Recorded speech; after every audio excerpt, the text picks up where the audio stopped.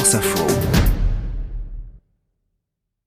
On le sait, la guerre de 14-18 n'a rien résolu. Le conflit à peine terminé, les nationalismes ont encore enflammé l'Europe. Dans son nouveau roman, le dramaturge de renommée internationale, Antoine Rau, met en scène un jeune Français envoyé par nos services secrets dans une Allemagne déchirée et mise au banc des nations. Une bouleversante fresque romanesque en pleine actualité. Antoine Rau. C'est l'histoire d'un jeune homme qui a fait la guerre de 14 et qui se retrouve à la fin de la guerre en 1918 dans un hôpital militaire et il ne sait plus qui il est. Il est amnésique, il a oublié jusqu'à son nom. On va essayer également, par des traitements très violents qu'on avait à l'époque en psychiatrie, notamment des traitements électriques, de lui faire retrouver cette mémoire. Et on est persuadé que c'est un homme qui ment, qui est un simulateur, qui ne veut plus faire la guerre. Cet homme, il parle à la fois français et allemand. Aussi bien le français que l'allemand, sans accent, ce qui est tout à fait surprenant. Il a gardé ses compétences intellectuelles et c'est ce qui va donner l'idée au chef des services secrets français de l'utiliser. Il va lui proposer en fait de devenir un jeune allemand, quelqu'un qu'on a retrouvé mort sur les champs de bataille. Il devient Gustav Lerner et on l'envoie en Allemagne pour infiltrer dans l'après-guerre l'armée allemande. C'est pas sans danger. C'est extrêmement dangereux. Évidemment, il vit une succession d'aventures qui l'entraînent jusqu'à une guerre complètement oubliée, qui est la guerre dans la Baltique.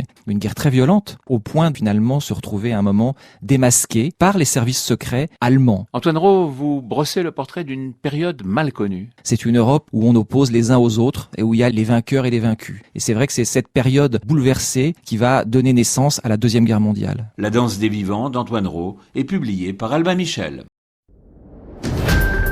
France Info.